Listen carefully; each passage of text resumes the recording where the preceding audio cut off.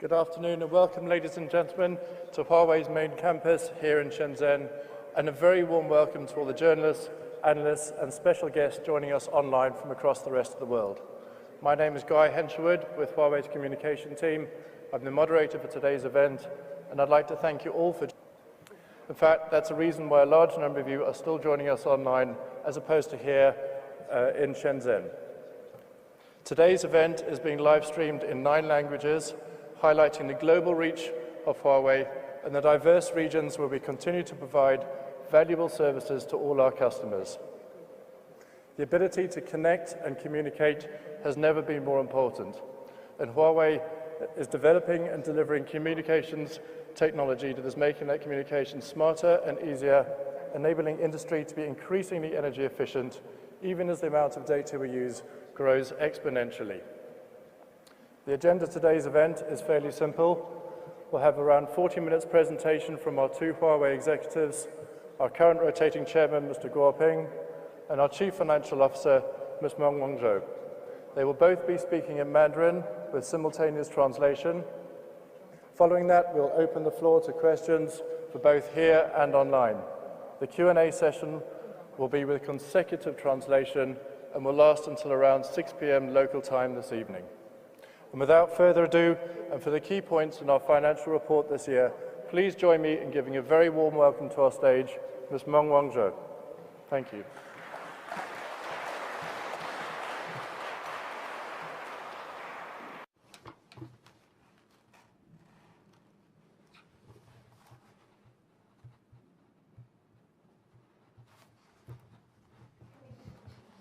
Dear members from the media, good afternoon. It's great to see you. The last time I attended a Huawei annual report press conference was 4 years ago. Today, when I see you again, especially as many of you have made it to the site despite the pandemic, I really feel great to have this face-to-face communication with you, and there's no such substitute to such interactions. The past 4 years have seen tremendous changes in the world, so in China, in the few months after I came back, I've been trying to catch up. I hope I will catch up. Well, you may also imagine that Huawei has changed a lot. So today, taking this opportunity, I'm going to share with you the latest information about Huawei. I will first share with you our performance in 2021. And the theme is solid operations, investing in the future. Our rotating chairman, Mr. Guoping, in his New Year message for 2022, said our overall performance was in line with our forecasts in 2021. In 2021, our revenue audited by the auditors was 636.8 billion yuan. We really appreciate the support from our customers, partners, and consumers. Last year, our net profit was 113.7 billion yuan, up 75.9% year-on-year. Cash flow from operating activities reached 59.7 billion yuan, up 69.4%.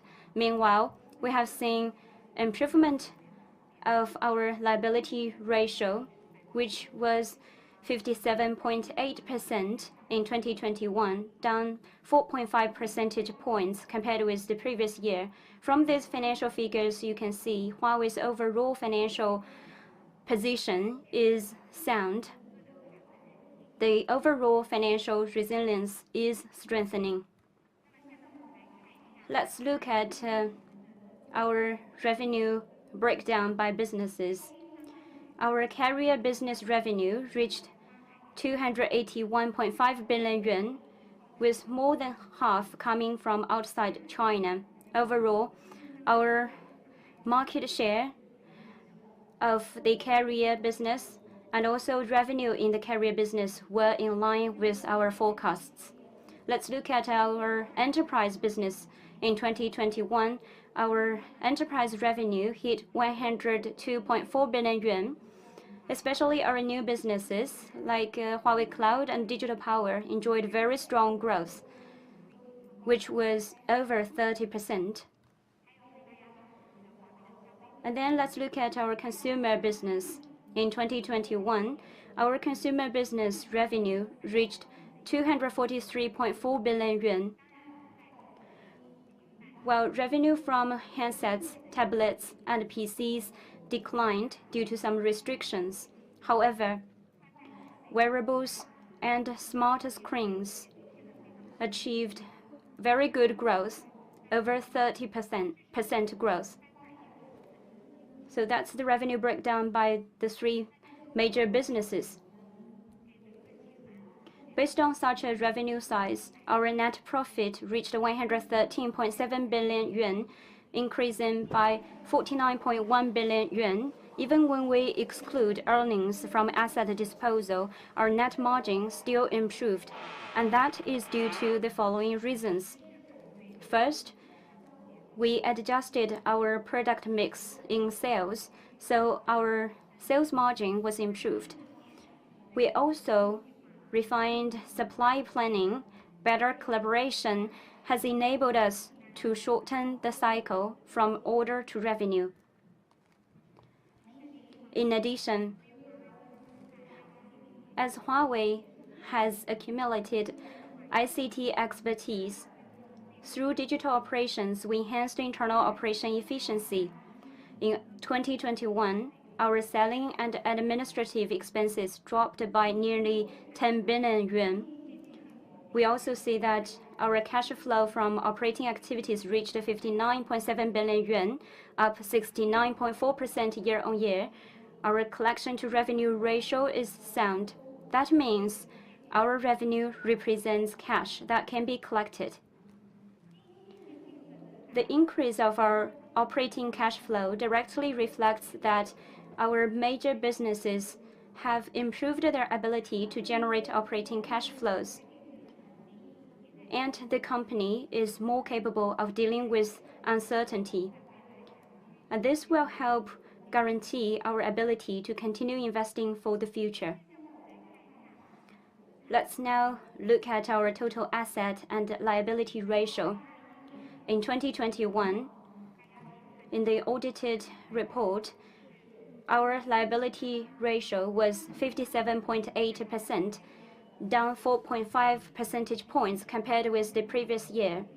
In addition, from our asset structure, you can see nearly 99% of our assets are tangible assets, which is the result of our steady and organic development strategy.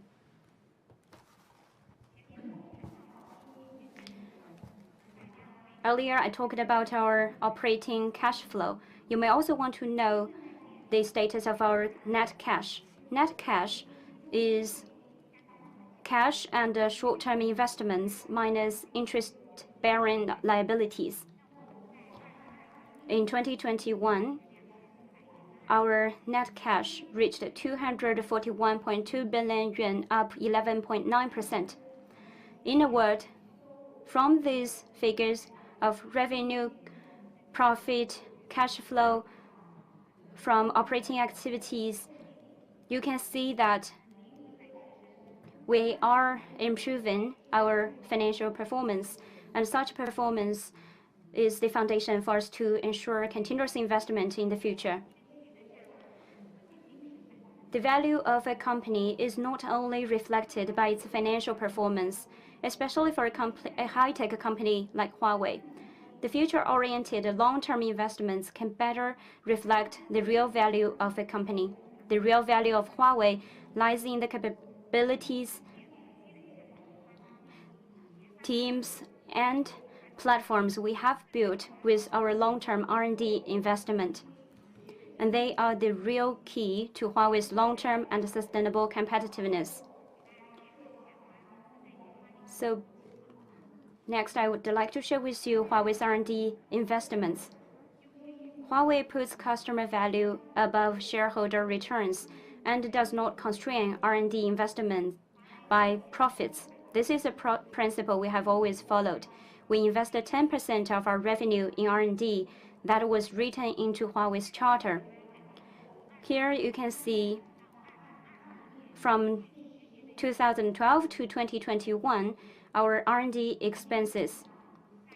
You can see that in 2013, the R&D expense to revenue ratio was 13.2%. And then in 2021, R&D expense to revenue ratio was 22.4%, which is one of the highest ratio in Huawei's history. According to the 2021 EU Industrial R&D Investment Scoreboard, Huawei ranked second. We always believe that benchmarking our R&D investment against revenue is the key to us continuously delivering value to our customers. So no matter how our profits change, we have always followed this principle. We do not try to maximize shareholder returns, but prioritize sustainable development and innovation in order to better serve our customers. Based on the financial figures I've shared, I want to conclude with this. Huawei's greatest assets are its rich reserves of talent, ideas, theories, engineering expertise, methodologies, as well as well-run processes. This is the real value behind Huawei's beautiful financial report. Thank you.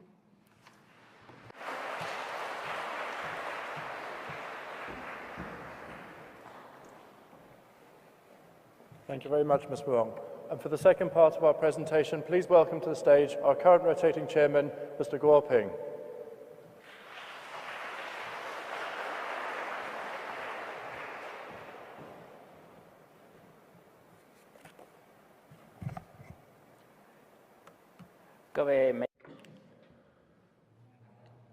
Hello, everyone. Ms. Meng shared with us our financial performance over the past year. I know that many of you have growing interest in what Huawei will do, and will it maintain its competitiveness, and will it continue enabling customers to achieve successful business outcomes. So next, I'd like to share our thoughts for the future from an operational perspective. My topic is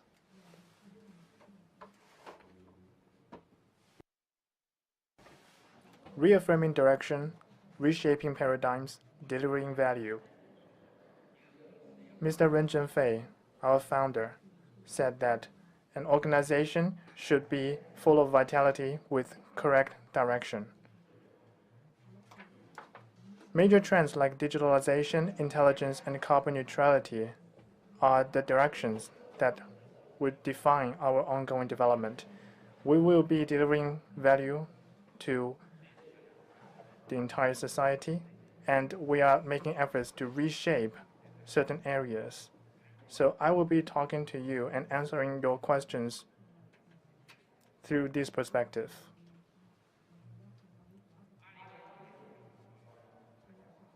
We managed to survive 2021. Earlier at Mobile World Congress, held in Spain, Huawei and our partners won multiple awards. One category was for our innovative products and solutions. Another, in collaboration with carriers and industry partners, was for digital innovation. This speaks to the fact that our products and innovation continue to earn the recognition of our customers and industry peers. Of course, as this picture indicates, we still have plenty of challenges ahead of us. In 2022, we will continue our fight for survival and development. In the future, our ability to survive and thrive depends on ongoing heavy investment in R&D. As Ms. Meng mentioned, Huawei invested heavily in engineering and technological innovations and provided our customers with significant business value, and we will continue in this direction moving forward. We are doubling down on our efforts in basic science and cutting-edge technology, where we seek more breakthroughs. Just now, Ms. Meng mentioned that Huawei's R&D investment last year has hit record high. In the future, this heavy investment will continue. We will not be solving our problems by saving. Instead, we will further optimize system architecture, enhance software performance, and probe the depth of scientific theory. At the same time, we hope to solve a number of technology and process challenges for a highly trustworthy and reliable supply chain. As we all know, these days, Huawei is not able to access certain advanced processes. So in order to pull through, we have to increase our strategic investment. When you cannot secure leadership in an individual technology, you have to seek breakthroughs in systems engineering. This approach is similar to building a massive stone structure. The choice of stone is determined by the design of the building, and the frameworks that support it are what bring the stones together in an optimal way. The mission of a system determines how its components are designed, whereas the structures are made to support the system in a holistic way. Allow me to give you a couple of examples. The first involves artificial intelligence. Mobile phones are becoming increasingly intelligent, and a large number of AI-powered applications have become really widespread, like photography and voice recognition. This trend will only continue to grow. But existing AI neural networks consume tons of computing power and electricity. Faced with process improvement bottlenecks and restricted access to advanced processes, if we hope to create AI applications that are more energy efficient and shrink the size of chips, selecting the right materials for our system is critical. Our innovative R&D team used additive neural networks to replace today's AI networks that involve floating point multiplication. Without compromising the core AI functionality, this significantly reduced the scale of floating point multiplication. 16-bit addition compared to 16-bit multiplication can lower the power consumption of AI computing by 88% and reduce circuit size by 76%. This makes our products a better fit for an intelligent world, both powerful and more energy efficient. Another example, sports arenas, cinemas, among many crowded venues are starting to provide their customers with Wi-Fi 6 connections. But when there is a sharp rise in traffic, the interference can get really severe and network connections pretty much grind to a halt. Technically speaking, increasing the SNR is one way of addressing this issue, for example, increasing the number of channels, but the problem of interference are difficult to solve. With restricted access to advanced processes, our R&D team figured out a solution by redesigning component structures. They use smart antenna technology to build virtual lampshades for Wi-Fi signals, just like the shades on lamps in your home. When each lamp has a shade, the beams don't cross, and interference is largely controlled. In an equally dense space, data throughput can be increased by more than 50%, which greatly improves user experience on your Wi-Fi.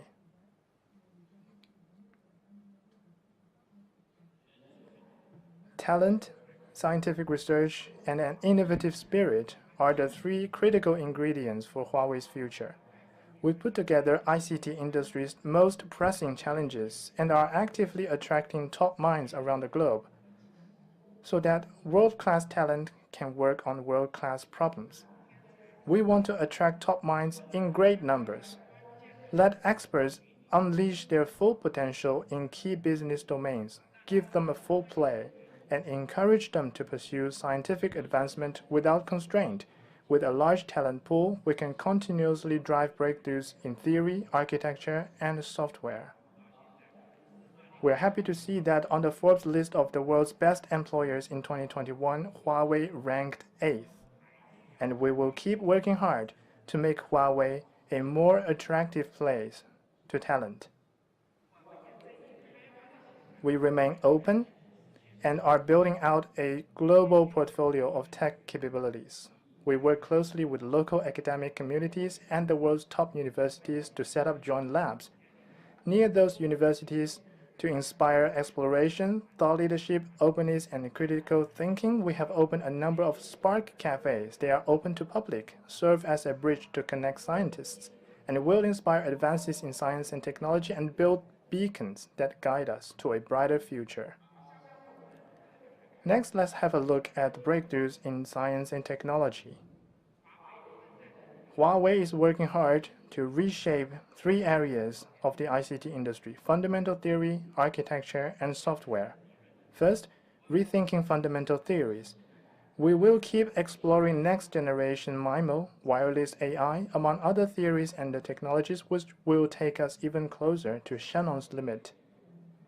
At the same time, we will dive into semantic communications and other new theories, try to go beyond Shannon's limit and create new horizons for the development of the communications industry. Our efforts in pushing the frontiers of communications theory have already begun to bear fruit. Our Meta AAU, an innovative massive MIMO product, can add 30% in both uplink and downlink coverage and reduce energy consumption by 30%. In March, MWC held in Spain, this was one of the awarded products. Second, reshaping architecture.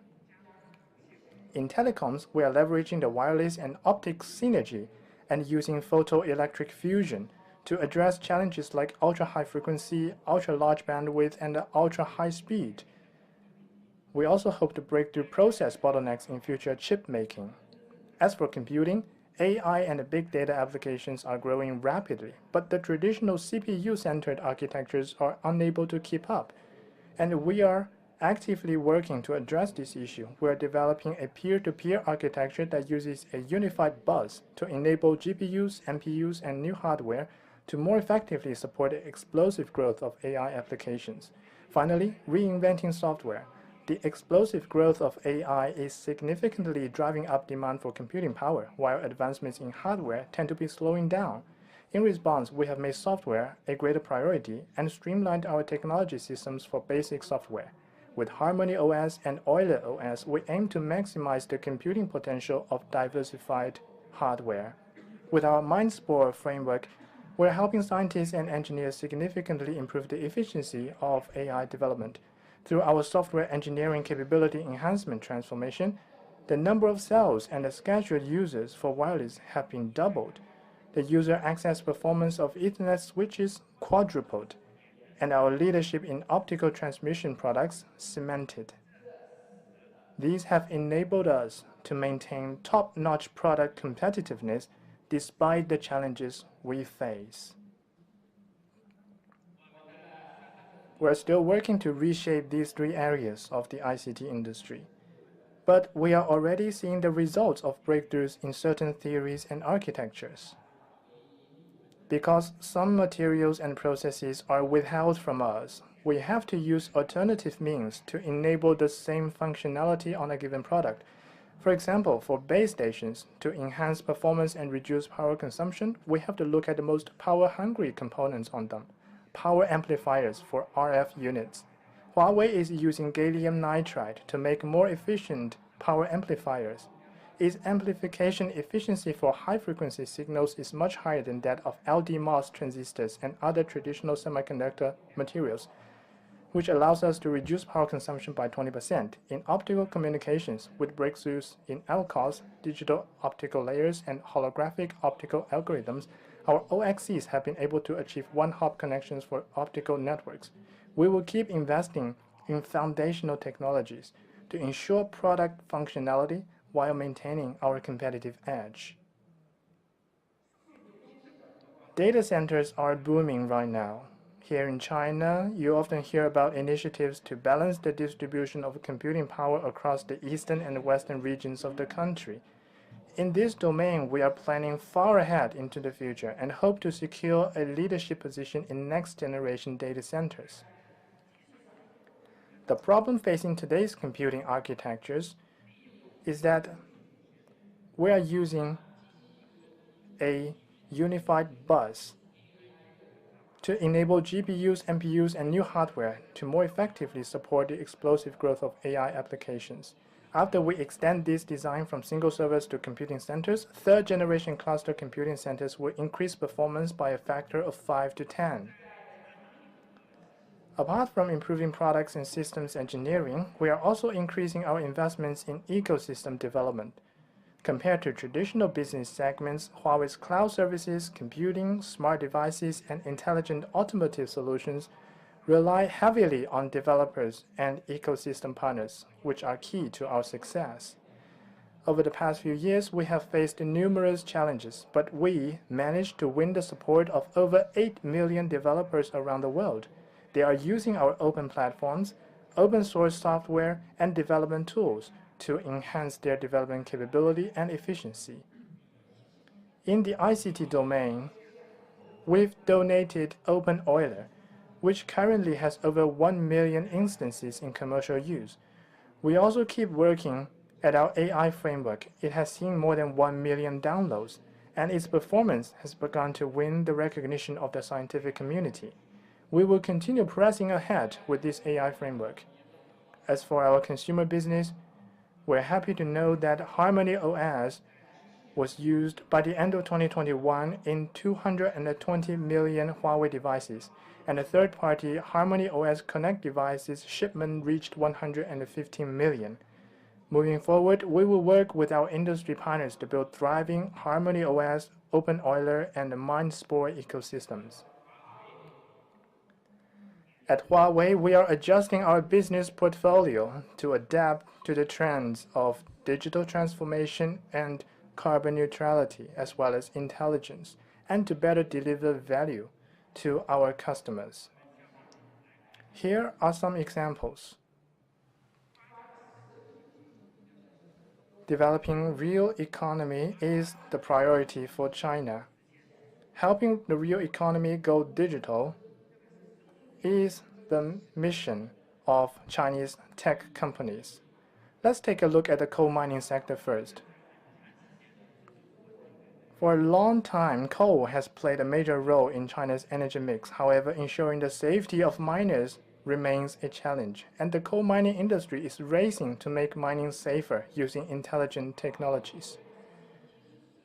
As an ICT infrastructure provider, Huawei will use ICT technologies to help industries build solutions that support comprehensive sensing, real-time interconnections, and intelligent control. For example, panoramic video can reduce the number of workers on the fully mechanized mine phase. We've also got things like autonomous driving and intelligent inspections, all of which reduce risks for workers. Digital technology is making a difference, and our mine team will make sure that the miners extract coal in suits and ties. Next, let's look at how Huawei digital power business helps realizing carbon neutrality. We are working to turn PV systems into smart PV generators so that we can harness even more energy from the sunlight. Last year, with our powerful solar inverters, we helped Qinghai build the world's largest PV plant, which has a total installed capacity of 2.2 gigawatt. The plant has already connected to the power grid. It covers an area of 55 square kilometers, which is about the size of 8,000 football fields. It generates 5 billion kilowatt hour of electricity every year, which is enough to supply the whole city of Beijing for nearly half a month. What's more, this project helped improve the local ecosystem. Now you can even find sheep grazing under solar panels and new vegetation growing where desert was. As the ICT industry, of which Huawei is a part, continues to go digital, data centers and communication sites will need more energy. So, we are working to build green and low-carbon data centers and communications networks. We want each individual watt to support more connections and computing power. Here's another example on the consumer side. Owing to changes in policy and consumer habits, fitness and health data have gone from being relatively siloed to being shared between smart devices and data platforms. This has caused a surge in the demand for wearables that support fitness, and health management. To date, Huawei has shipped more than 100 million wearables. We're innovating non-stop to provide consumers with a broader range of fitness and health services. This includes working with medical institutions to provide proactive health management service. Huawei watches with blood pressure monitors, among a number of other products, have been certified as Class 2 medical devices. We will keep investing in the future to meet consumer demand for wearables. Next, I'd like to talk about our intelligent automotive solutions, which have been a subject of growing interest. Let me reiterate our position. Huawei does not make cars. Instead, we are bringing our 30 years of ICT capabilities to the automotive sector. We aim to help car OEMs build better vehicles and sell more of them. We have developed 7 intelligent automotive solutions and launched more than 30 intelligent automotive components. With this, we want to help the automotive industry go intelligent. We work with car OEMs using models like Huawei Insight and the Huawei Zhixuan. We are working with a lot of car OEMs home and abroad. In depth, we will help them build better vehicles and achieve business success. Under this new collaborative model, our development strategy is to provide platforms and grow the ecosystem. Over the past 2 years, we have forged partnerships with over 300 partners, and we will keep increasing our investment in expanding the ecosystem. Together, we will accelerate the transition to intelligent vehicles. Last but not least, I'd like to touch on Huawei Cloud. Last year, we announced our Everything as a Service strategy. With infrastructure as a service, we help enterprises expand their services worldwide. Huawei Cloud now operates in 27 regions with 65 availability zones. With technology as a service, we aim to make innovation easier than ever. We spend more than $10 billion on R&D each year. We are making the fruits of our R&D efforts and ICT expertise available in the form of cloud services to our customers, partners, and developers. We have also built a series of development pipelines for AI applications and software. This helps make software development easier and faster because customers and developers don't have to reinvent the wheel. Instead, they can focus on innovation for specific industry scenarios. With expertise as a service, we are making industry best practices available to developers. To this end, Huawei Cloud released Macroverse APaaS. This platform distills Huawei's innovation and digital transformation experience we've garnered over the years in collaboration with various industries. It also forms the synergy between Huawei Cloud infrastructure, Huawei Business Process and IT Cloud, and Huawei Mobile Services. For cloud-cloud collaboration, this platform also categorizes and integrates industry know-how into API services that are readily accessible to developers, enabling them to innovate for specific industry scenarios. Our fight to survive is not over yet. We are not finishing the 3 reshaping. But no matter what comes our way, we will keep investing. That is the only way forward. Thank you very much.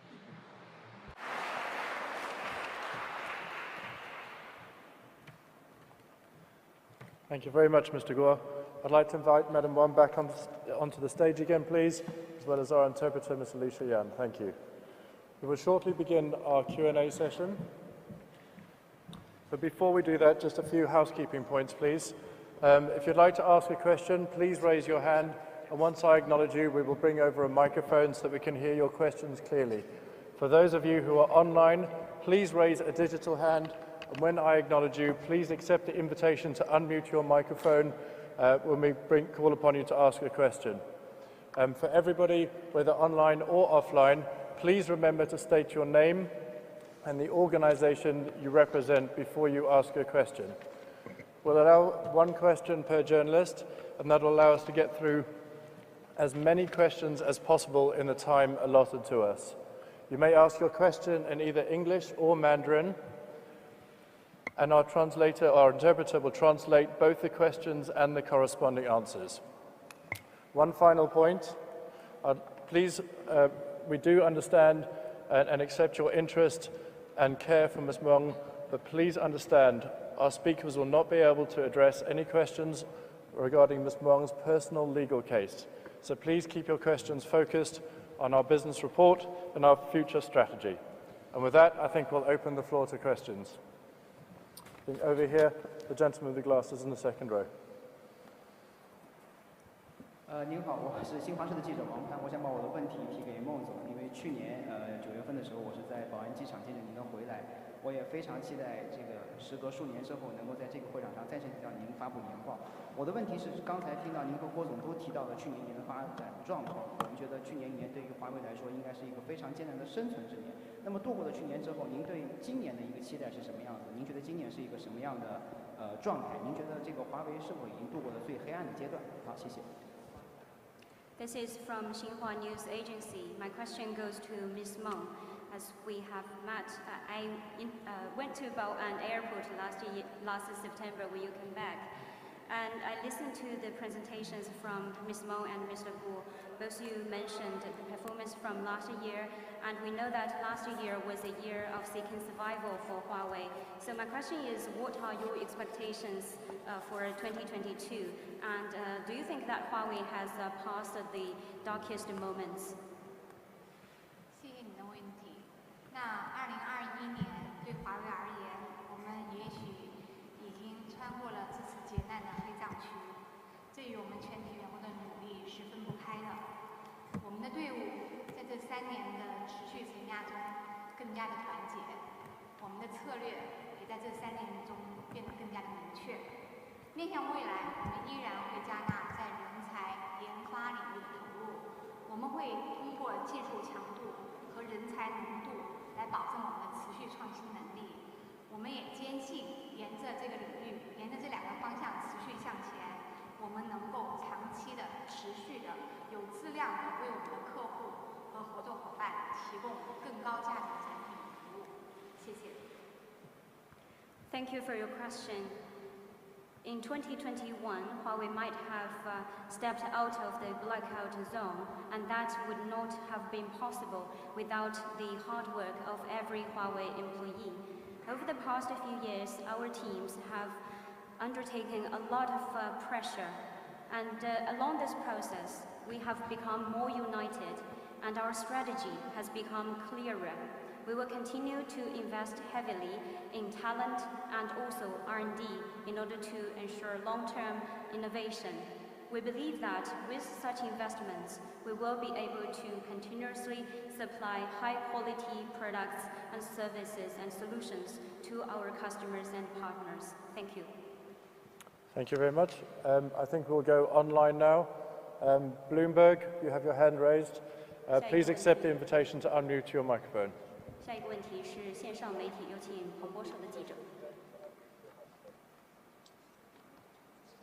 Please go ahead. 好，谢谢大家。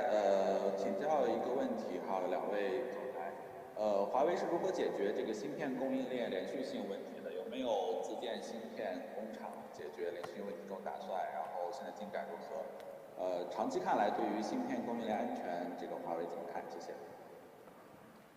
Thank you. The question is about chipset supply. Does Huawei have any plan to build your own production facilities to produce chipsets, and what is the progress of that? In the long term, how are you going to ensure security of your chipset supply? Thank you. 从沙子到芯片解决整个半导体的问题，应该说是一个非常复杂的、非常漫长的投入工程，需要有耐心。那么本来在全球化的环境下呢，这些技术重复开发不一定有商业价值的，但是在市场割据和技术封锁的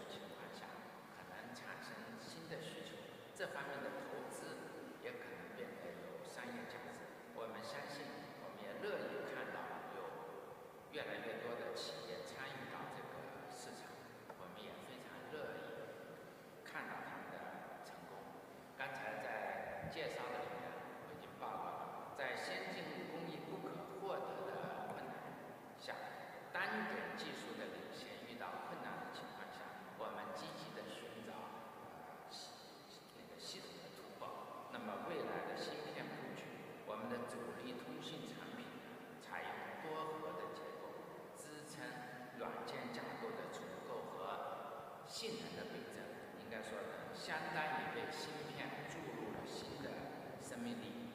我想在这上面的话，我们能够增加我们的新的持续的供应能力。谢谢。It is very complex and it takes a long time to turn sand into chips. It requires patience. Under globalization, the development or repeated development of some technologies does not make sense. However, when markets are segmented and when the access to certain technologies is blocked, new demands will arise. The investment in such areas makes sense commercially now. So I believe we will see more companies participating in this market, and we will be glad to see these succeed.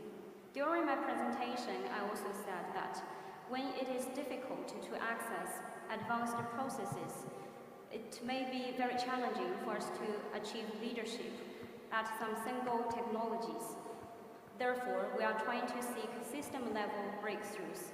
Our major communication products are using multi-core architecture, so it can support restructuring of our software to enhance performance.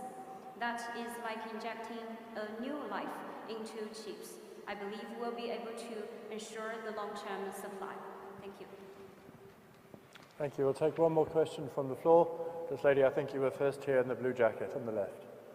下一个问题。我是中央广播电视总台的记者陈贤，想向温总提问，您好，温总，欢迎回家。那我刚才有留意到咱们的年报里面，其实2021年华为的利润是很好的，但是营收相较前一年应该是下滑的，为什么会出现这样的情况？那接下来华为准备在哪些方向做重点的调整？谢谢。This is from CCTV. My question goes to Ms. Meng. Ms. Meng, welcome home. In the Huawei 2021 annual report, I've seen that you have very good profits, but your revenue declined year on year. What were the reasons behind, and how are you going to adjust your future directions? Thank you. 谢谢。对于华为的整体的收入规模的下降，主要是由几个原因造成的。一个是过去3年华为在供应连续性上是持续承压的，我想这是大家众所周知的原因。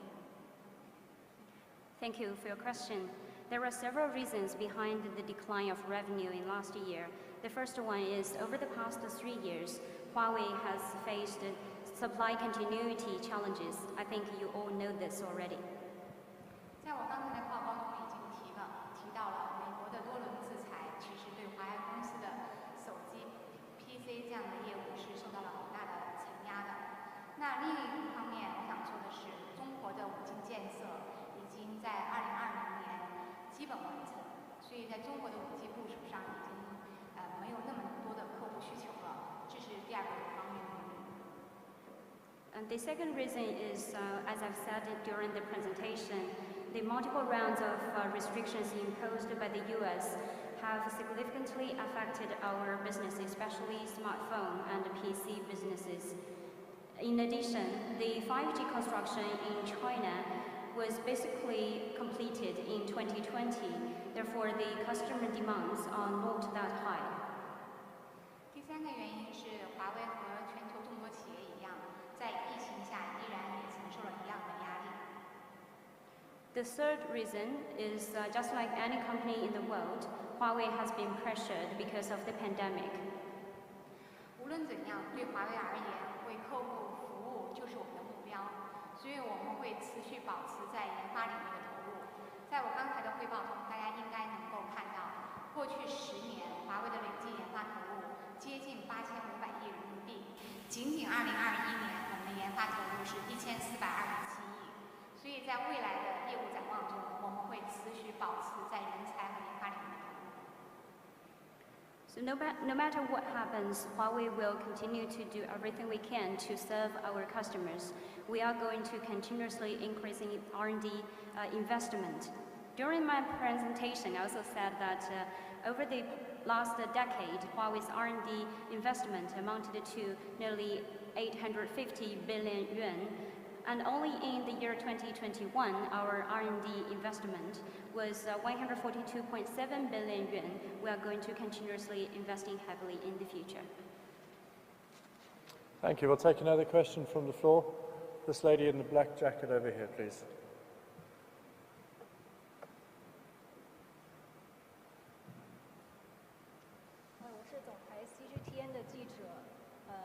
我会用双语提问。孟总您好，自从您顺利回家已经6个月的时间，在这段时间里，您的这个工作的感想，您个人的感受是怎么样的 ？Mr. Meng, it's been 6 months since you returned to China.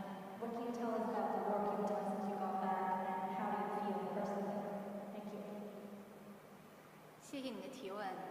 我想用一句最简短的中国的俗语来回答你的问题。洞中方一日，思上以千年。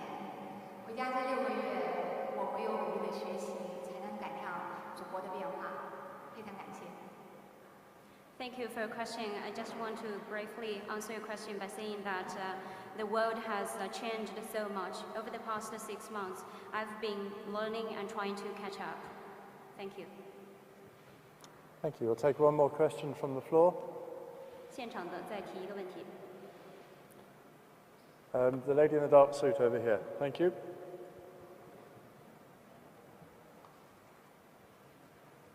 你好，第一财经的记者。如果说过去2年是华为的这个生存阶段，那么现在的话，怎么评价就是现在华为的生存状态？另外一个就是在财报当中，我们提到了多项业务，比如说华为云、新能源、数字，还有这个企业业务以及汽车。那这些新的业务哪些会成为未来华为增长的火车头？今年的整体的目标增长情况怎么样？谢谢。This is from China Business Network. If we say that in the past 2 years, Huawei has been seeking survival, then what is the status of Huawei this year?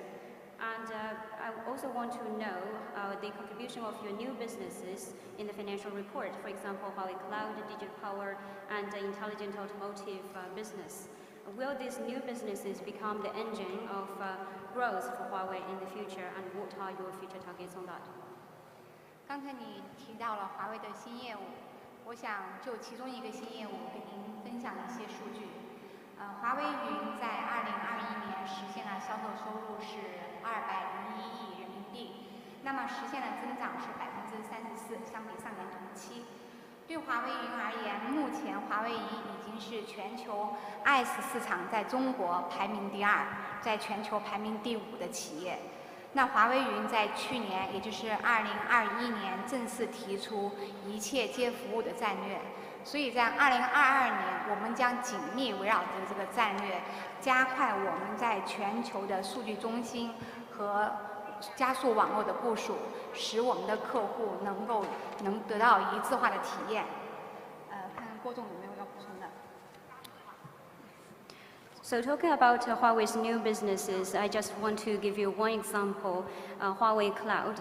Our revenue from Huawei Cloud last year was 20.1 billion yuan, up 34% year on year.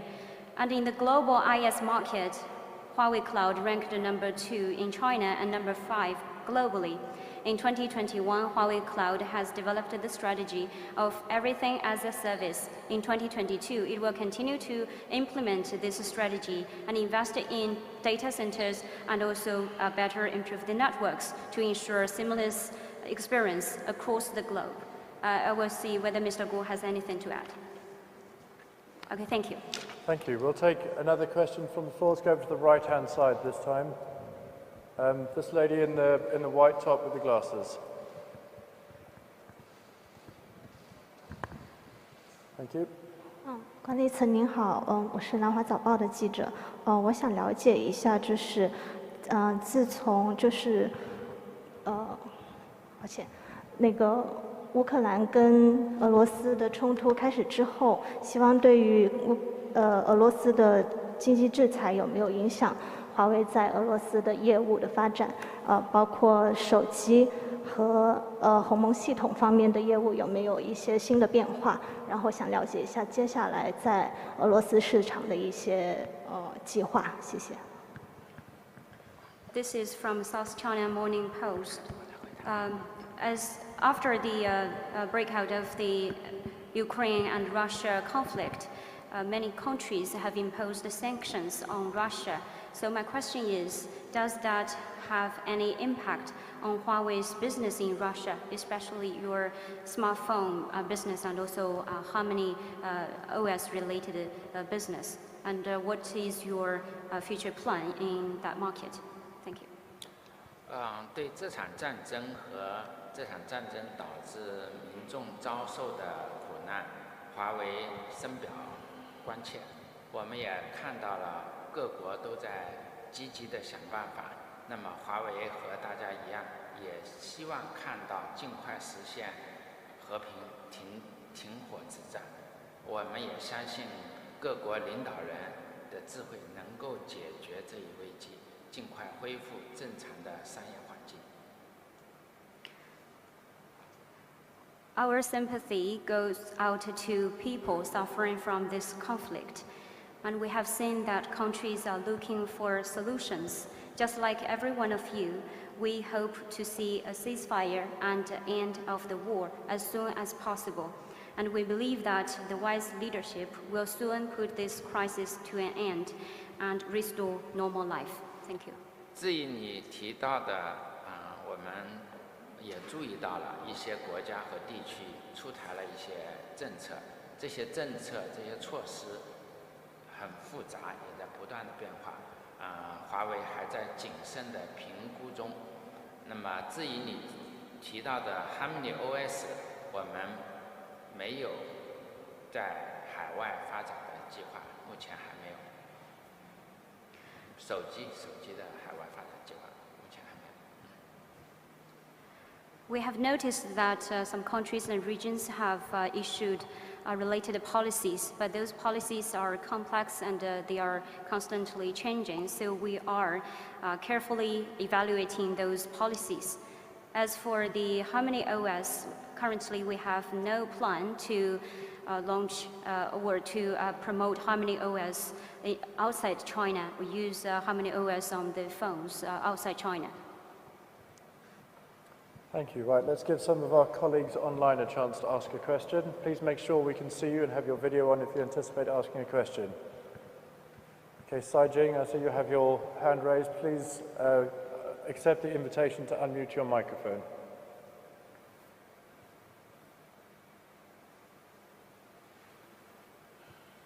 Sai Jing, please go ahead. You're live, please go ahead. OK， 我是来自财经杂志的谢丽蓉，很高兴有机会来提问。我想问一个问题，在收入下滑的情况下，华为如何保证有充足的资金继续进行高额的研发投入？能不能分享一下在研发经费将来具体会投放到哪些领域？未来研发投入的比重还会这么高吗？谢谢。This is from Caijing.com. As your revenue has declined, how are you going to ensure you have sufficient funds for R&D investment? And also, in which areas are you going to invest in the future? And what will be your R&D investment to revenue ratio in the future? 在刚才我的报告中，大家应该能够看到相关的数据。我们的经营性现金流是597亿，相比于上年提升了接近70%。可以看到，我们保持了非常好的收入现金比。那另外一方面，我也给大家重点介绍了净现金的概念。那净现金，华为目前的净现金是2412亿，这些都是我们面向未来进行研发投入的保障。During the presentation, I've already shared with you some data. Our cash flow from operating activities last year was 59.7 billion yuan, up nearly 70% year on year. We also have a very good collection to revenue ratio.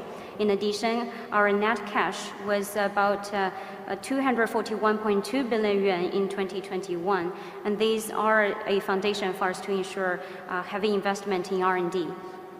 面向未来，我们会在研发领域保持持续的高强度投入。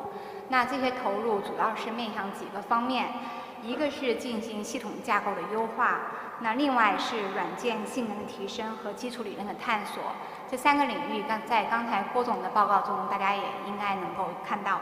我们希望通过解决技术和供应的难题，来提高为我们的客户提供高可靠度、高可靠性的产品。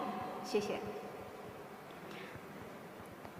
In the future, we will continue investing in R&D, and the R&D investments will mainly go to 3 areas. The first one is the system architecture, and second, software enhancement, and third, studies of fundamental theories.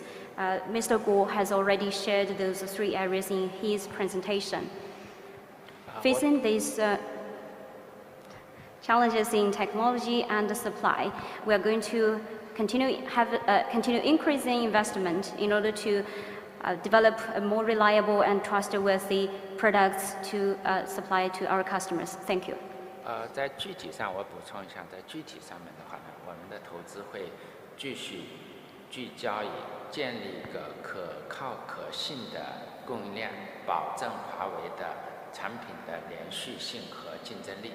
在另一方面的话，大家也注意到了，华为的话建立了若干个军团，结合这个数字化、人工智能、智能化和低碳化的诉求，把华为的技术和客户的诉求相结合，创造价值，也为华为这个创造更多的收入和利润。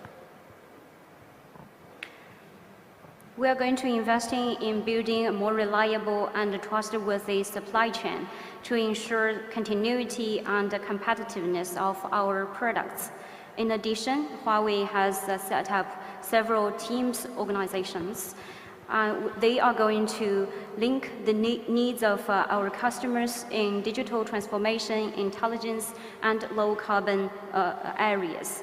We will try to create more value for our customers, while at the same time get more revenue and profit for Huawei. Thank you. I think we'll stay online now. Those people online, again, please remind you to keep your video on if you'd like to ask a question. Let's go with Wall Street Journal now, please. 线上的媒体可以提问。 Hi, good afternoon. Thanks for taking my question. I wanted to just go back to a question about chips. Is Huawei planning to build its own chip manufacturing capabilities? And I was also wondering if the restrictions on Huawei's ability to procure chips has had any impact on its ability to service telecom customers or build new 5G networks.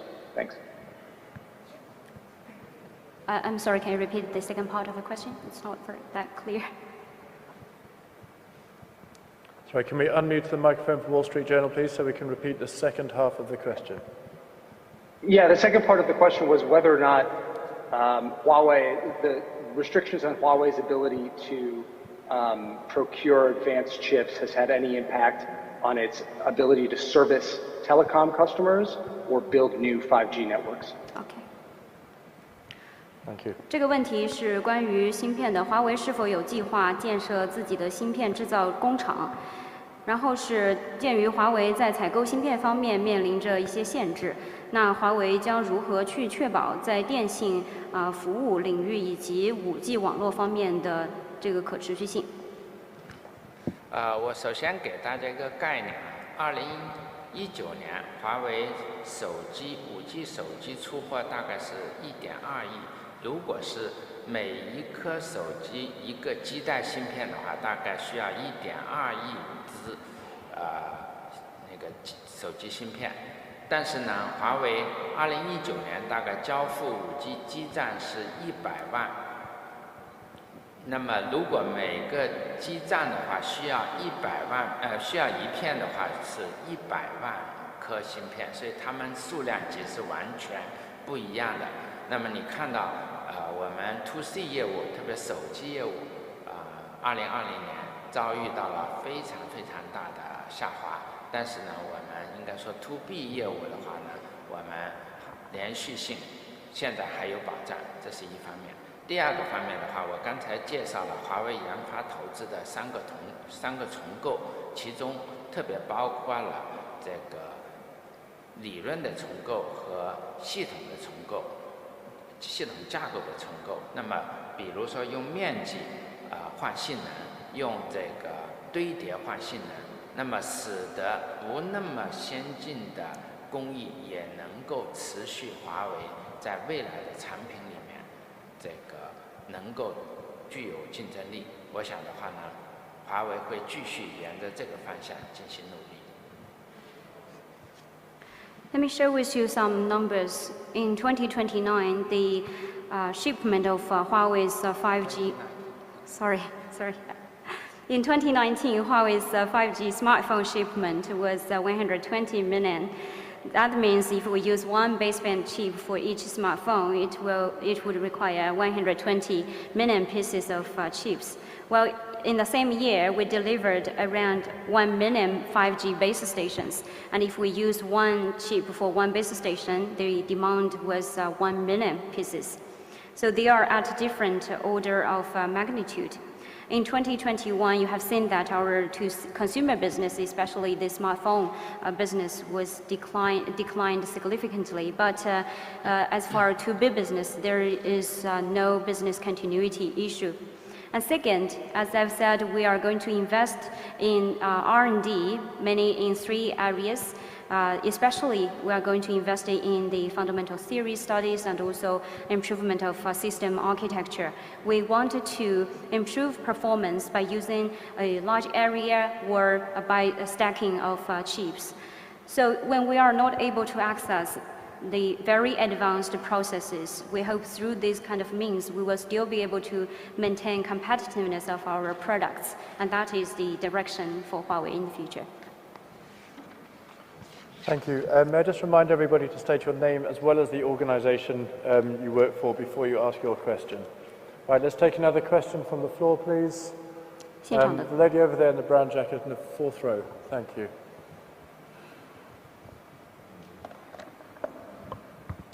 两位好，我是凤凰卫视的记者。华为的消费者业务面临较大的下滑，想请问一下，最大的困难是在哪里？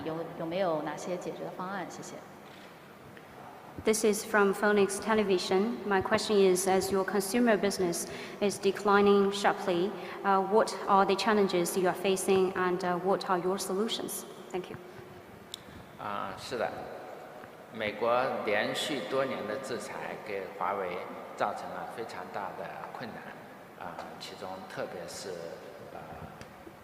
消费者中的手机业务，因为手机的基带芯片，手机的芯片需要有强算力、低功耗和那个很小体积的需求，那么我们在获得性上面还有困难。That's true. After rounds of sanctions, we are facing great challenges. Our smartphone business was impacted significantly because for the chips which are used in the smartphones, they require strong computing power, low power consumption, and a small size. Therefore, we are having difficulties in accessing those chips.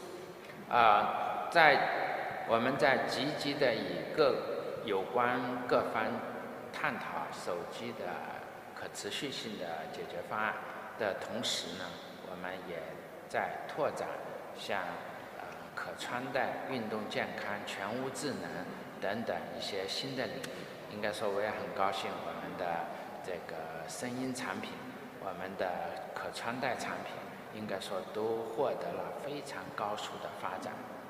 就刚才我在报告里面提到的。我们的这个可穿戴的手表手环已经超过过亿的用户了，所以我们也会在这些若干个新的场景里面寻找新的发展机会。We are actively looking for solutions to ensure sustainable development of our smartphone business.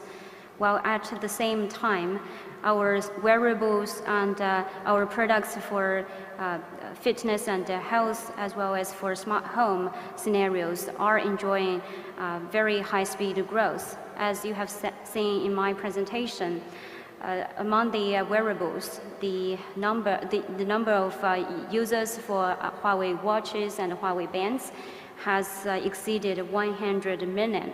So we are exploring opportunities in these new scenarios. Thank you. Let's take another question from the floor. Let's take a question from the back. The lady at the back there with the glasses, on the left-hand side there. You can take your microphone across, please.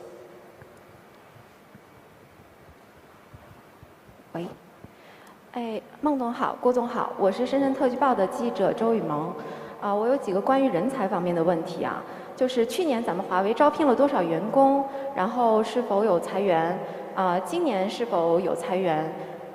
就是我们是否有新的这个引进人才方面的计划？还有就是我们是如何发挥这个顶级人才的优势和作用的？谢谢。This is from Shenzhen Special Zone Daily. My question is about your talent strategy. Last year, how many new hires you have got in Huawei, and have you laid off employees last year? And do you have plans to lay off employees this year?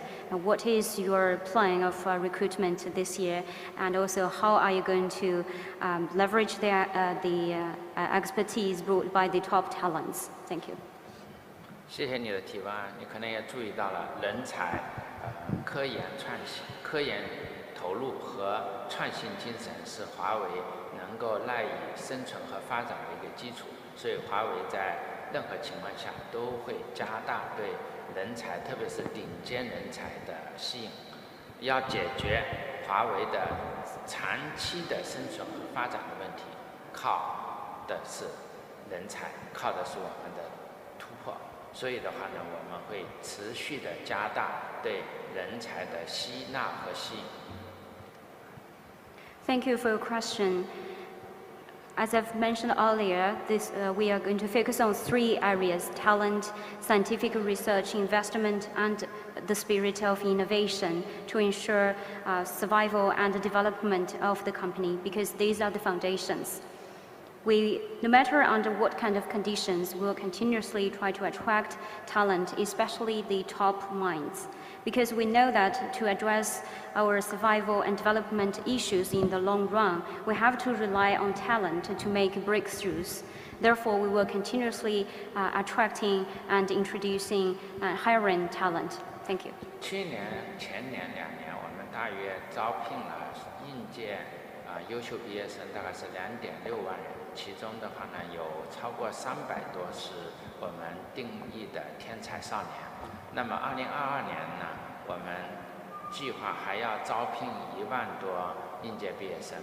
我想重复，只有优秀的人才才能够解决华为这个现在的状况，然后的话呢，使得华为能够进一步的发展。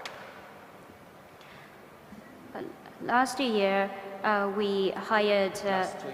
Over the last 2 years, we have hired 26,000 campus graduates, and among them, we've hired around 300 top young talents. In 2022, we will hire another more than 10,000 campus graduates.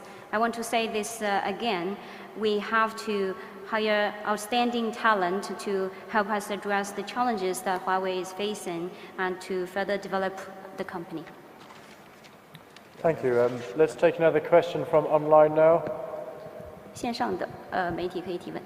Okay, let's go to the Middle East. The gentleman from Al-Aqtad Al-Amal. Please accept the invitation to unmute your microphone.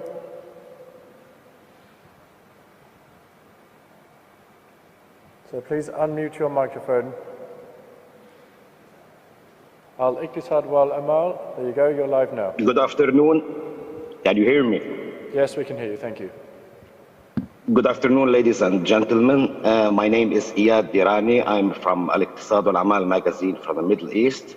We cover the Arab world. My question is for Ms.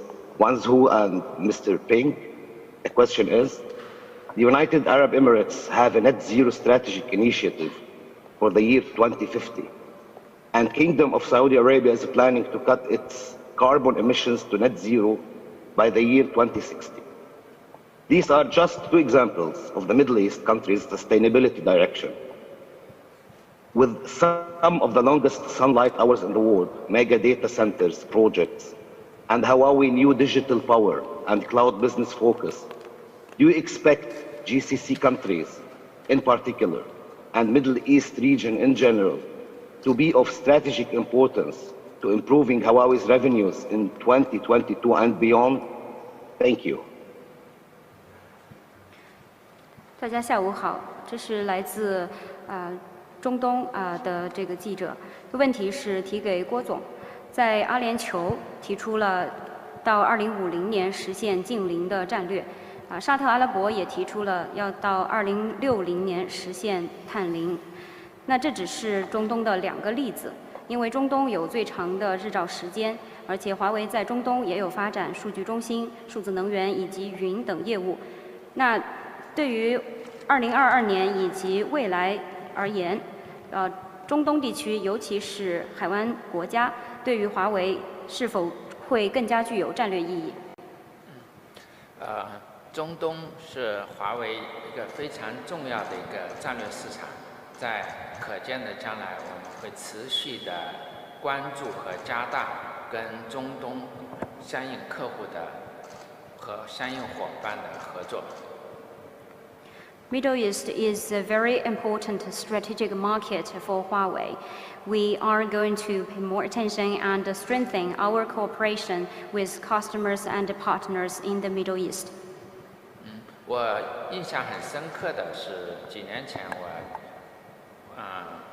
拜会了中东一个国家的最高领导人，他提到了整个中东他这个国家的电力的构想，他说10%到15%是核能，然后70%、80%的话呢 ，base energy 作为用太阳能，然后的话用天然气作为一个补充能源，有一个非常宏大的构想，而且的话呢，他也提到希望跟华为探讨全面的合作。I was very impressed when several years ago I visited a head of state from the Middle East, and he told me that the ideal portfolio of energy in the Middle East would be 10 to 15% of energy generated by nuclear power, and 70 to 80%, which is the base energy, would mainly come from solar power or supplemented by natural gas energy. That they have a very ambitious plan about that, and they want to have a comprehensive, a wide range of cooperation with Huawei. 我也注意到您刚才说到的阿联酋和沙特都有了非常雄心勃勃的碳中和的这个计划。那么华为的话呢，拥有数字技术、电力电子技术和热管理技术，应该说为中东的早日实现他们的宏伟愿景，实现碳中和，应该有了一个坚实的基础。我们也会进一步的加强我们的投入，帮助我们中东的广大客户实现他们的愿景。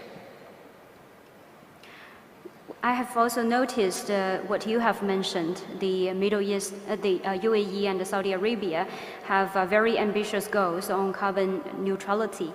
Huawei has digital technologies, power electronics technologies, as well as thermal management technologies. So these can serve as the foundation for us to help the Middle East to achieve their ambitious goals related to carbon neutrality. And we are also going to continue investing in these technologies to help them to achieve their vision. 顺便说一下，2021年我们重组了我们的业务，成立了华为数字能源公司。这个数字能源公司有包含智能光伏、数据中心能源、智能电动、站点电源和综合智慧能源业务。应该说，在这些的话呢，我们跟中东全球得天独厚的关照条件和数据中心人员的匹配，应该说是有得天独厚的一起创造全球最好样板点的机会。我们相信也会有非常广阔的合作前景。By the way, in 2021, we have restructured our businesses and established a digital power company. And that company focuses on smart PV, data center energy facility, drive one and site energy facility, as well as integrated smart energy solutions. These kind of solutions, combined with the unique sunshine or long sunshine durations from the Middle East, we believe will be able to make the Middle East a good reference for the whole world, and there are huge opportunities for us to explore. Thank you very much. I think we'll take another question online. Let's have a look. Nanjing from Sohu, you've had your hand raised for a while. Please accept the invitation to unmute your microphone. Thank you. Please go ahead. 你好，我是搜狐科技的记者，想提一个关于云生态的问题。我们看到云的增长很快，能否分享一下华为云今年整体的目标和战略是什么，以及对于今年的重点业务市场和表现有何规划？谢谢。This is from Sohu. My question is about your cloud ecosystem. We have seen that your cloud business has been growing very fast. What is your target and strategy on cloud this year? And what kind of plan do you have for the market performance for the cloud business? 我记得3年前在上海，我们宣布进入公有云市场。并且要致力成为全球的5朵云之一。应该说，2021年我们实现了那个全球第5，但是呢，我们与全球的 Top 2还有很大的距离，所以我们要进一步的发展和逼近他们跟他们的差距。但是呢，跟他们的差距是一个方面，更重要的是在发展云服务的时候，为客户交付价值。3 years ago, we announced in Shanghai that Huawei was about to enter the public cloud market, and our target set by then was to become one of the 5 clouds worldwide. By 2021, Huawei Cloud became the number 5 cloud globally, so we have achieved that target. However, compared with the top 2 players, there are still significant gaps. Therefore, Huawei has to continue to grow our cloud business and narrow the gap with other vendors. Well, that is one thing, and more importantly, we hope that through our cloud services, we are delivering value to the customers. 2022年的话呢，增长是一个方面，比增长更重要的话，我们强调华为云的那个核心竞争力。那么在中国的话呢，华为云服务了超过600多个政务云，帮助了35个城市那个升级到了云原生。在金融领域服务了中国的6大银行，全部的12家股份制的商业银行以及 Top 5的保险机构。我们还服务了Top 50的互联网用户的大概70-80%的用户。那么在亚太的话呢，华为云也是增速最快的公有云的提供商之一。那么在拉美的话，华为云已经是节点数最多的云服务的提供商。我们会沿着这个业务的扩展继续努力。另外一方面的话呢，我刚才在报告里面也提到，我们提出了一切皆服务的战略。我们22年会围绕着这个战略，加大我们的这个数据中心和网络的布局，提供全球一致性体验的网络，让业务全球高速可达。我们把华为10几万的工程师和我们刚才说到的全球第2个研发投入，把这些上面的积累不断的沉淀下来，开放出去，成为我们云华为云客户的服务，我们会沿着这个方向进一步的提升我们的核心竞争力，为我们的客户，特别是选择华为云的客户创造价值。In 2022, besides seeking business growth, one more important area is we are going to enhance core competitiveness of Huawei Cloud. In China, Huawei Cloud is serving over 600 government clouds, and also we have helped 35 cities to have upgraded their cloud into cloud native. In the finance sector, we are serving the 6 largest state-owned banks and also the 12 joint stock commercial banks.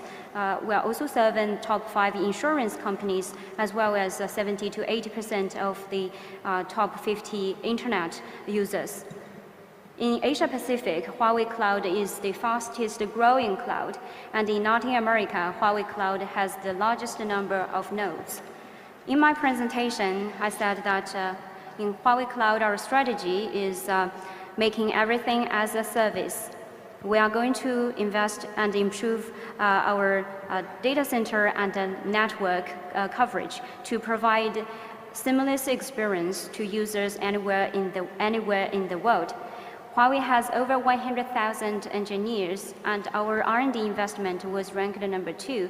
Based upon such investment, we have great results, and we are going to make those achievements be available through cloud services. So that is a direction for us to enhance our core competitiveness.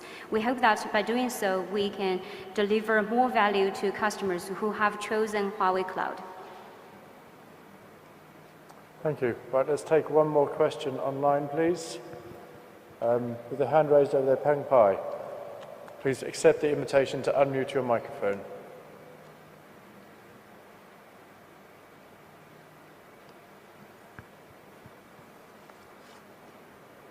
Please accept that invitation to unmute your microphone. 线上的请解除静音。 Go ahead.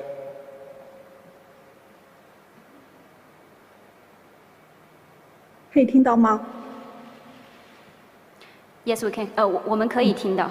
We can hear you. 两位领导好，我澎湃新闻的记者，我今天想问一个有关华为军团的这个问题啊，因为你们已经成立了好几个军团，我想问一下，就目前的军团的业务开展的怎么样？这当初成立军团的目的是什么？是一种比较军事化的管理的组织嘛？未来这种模式会推广到所有的业务吗？谢谢。This is from the paper. My question is about the dedicated teams organizations in Huawei. As we know, you have established several teams. What is the progress of those businesses? And what is the intention behind this? And also, are you using a kind of military management for these teams? And will you promote this model to all businesses in the future?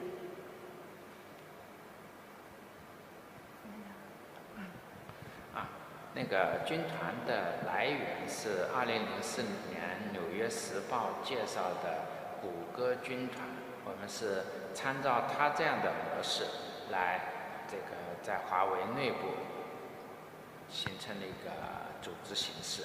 那么通过军团的4点的话，缩短管理的链条，快速的满足客户的需求，从而创造商业价值和社会价值。那么简单的说，在华为公司里面，军团是代表客户、代表行业来在公司寻找合适的技术，然后面向客户的话，军团代表华为公司和我们的合作伙伴一起寻找解决的方案。我们整个希望这样的实现，把简单留给客户，把复杂留给华为自己。那么应该说是，华为产品线也比较长，技术也比较多，比较繁杂。我们通过军团的这样一个短链条的运作和管理授权，使得给我们的客户和更容易跟华为做生意。我们希望这种试点的话呢，能为客户也为华为创造一个新的共赢的商业模式。In 2004, there was an article in the New York Times talking about Google's army of PhDs. So Huawei's team's organization referred to that model. Through this model, our purpose is to shorten the management chain to enable quick decision-making to create more business value and social value. So these teams, they represent customers and the industries in the company, and they look for the right technologies for them. And they also represent Huawei to work together with our partners to look for the right solutions for the customers. So by doing this, we hope that we can make things simpler for our customers, and we address the complexity ourselves. As Huawei has a lot of product lines and complex technologies, so we hope through this kind of team structure, we're able to shorten the management chain and better delegate authorities to make it easier for customers to do business with Huawei. We hope that through such pilots, we can achieve a win-win with our customers. Thank you. We've got time for just about 2 more questions. We'll take 1 more online. Jakarta Globe, please. Let's go ahead. 我们还有时间提2个问题，先有请线上的媒体。 You've had your hand raised for a while, so Jakarta Globe, please accept it. There you go. Yes. I'm Nada from the Jakarta Globe. I would like to ask, how does Huawei perceive digital transformation in Southeast Asia, especially in Indonesia, and how can Huawei contribute to this trend? Thank you. 我的问题是，华为如何看待东南亚，尤其是印尼的数字化转型？还有华为将如何助力东南亚的数字化转型？东南亚的数字化转型的发展非常的迅速我记得是2021东南亚数字转型的规划里面，预计2030年数字化的业务要超过1万亿美元。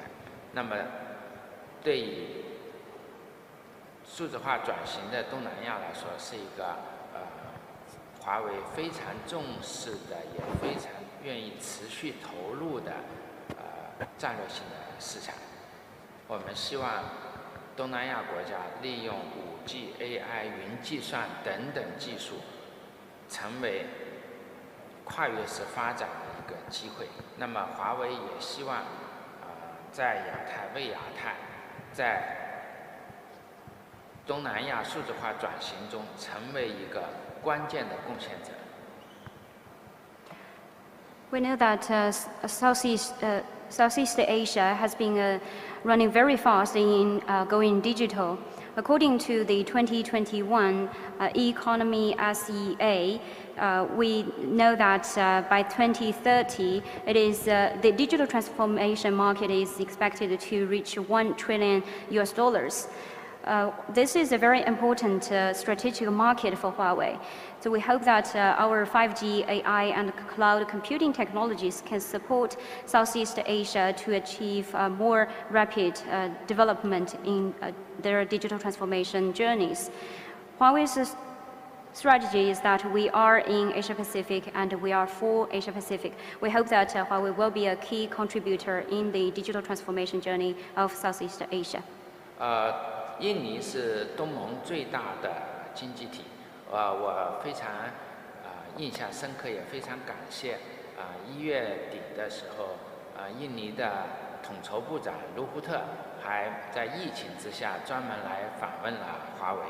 那么我们跟印尼广泛的探讨，在 ICT 基础设施、在数字化转型，特别是在5G 网络、云基础设施以及印尼的新首都建设的广泛的机会。那么华为的话呢，在过去21年，在2021年也为印尼的偏远地区提供4G 服务，实现更多的人员实现互联网的连接。同时的话呢，华为也把为印尼为东南亚国家培养数字化人才当成一个非常重要的合作方面。那么在亚太地区的话呢，我们将投资5000万美元，在未来培养50万名数字化人才。在印尼的时候，在印尼我们承诺5年内为印尼培养10万名当地人才和1000名 ICT 的讲师。我们希望通过东盟学院等等这些人才培训的机制，努力的实现更丰富的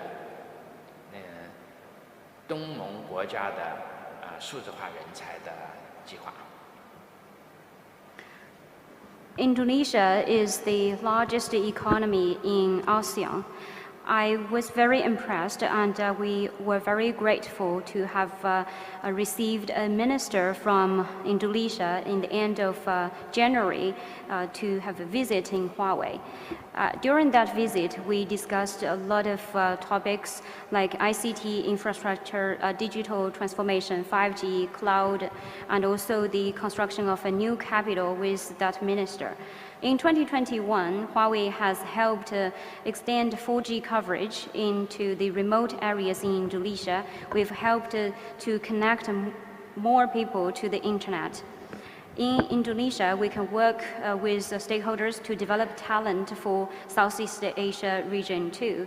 We are going to invest 50 million in the next few years to develop 500,000 digital talent for Southeast Asia.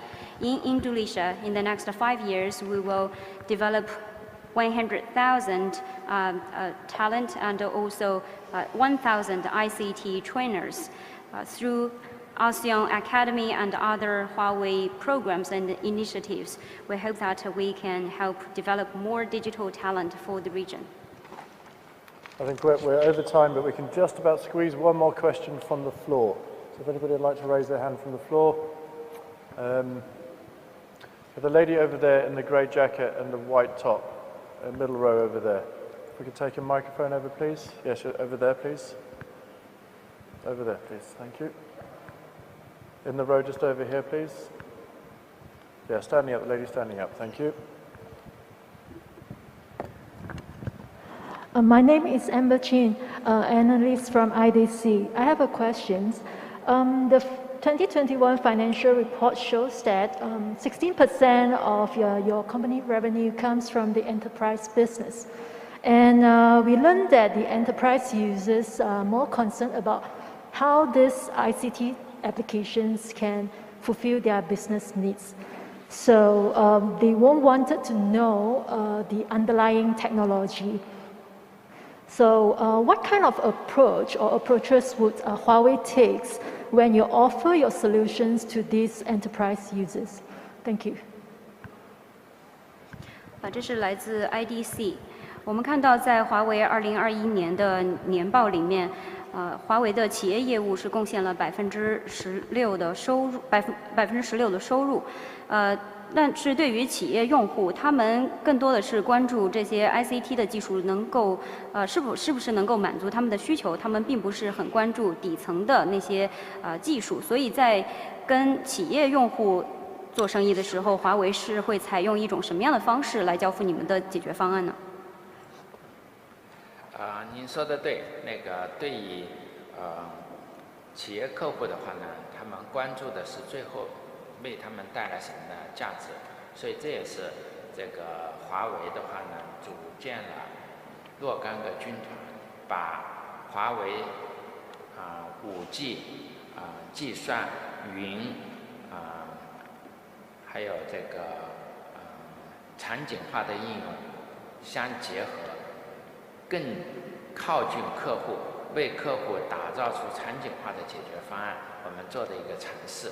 当然，这些千行百业的区别非常巨大，华为也不可能包打天下。我们能擅长的是在 ICT 技术，在我们刚说的数字技术，我们更擅长的是跟数学相关的这个技术，所以我们也需要广泛的伙伴，需要生态的合作，一起靠近我们的客户的需求，和我们的伙伴一起打造出场景化的解决方案，从而的话呢，使客户能够从华为的先进技术里面获得利益。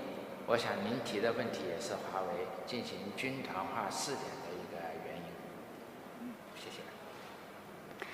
You're right that enterprise customers only care about what kind of value they can get from those technologies.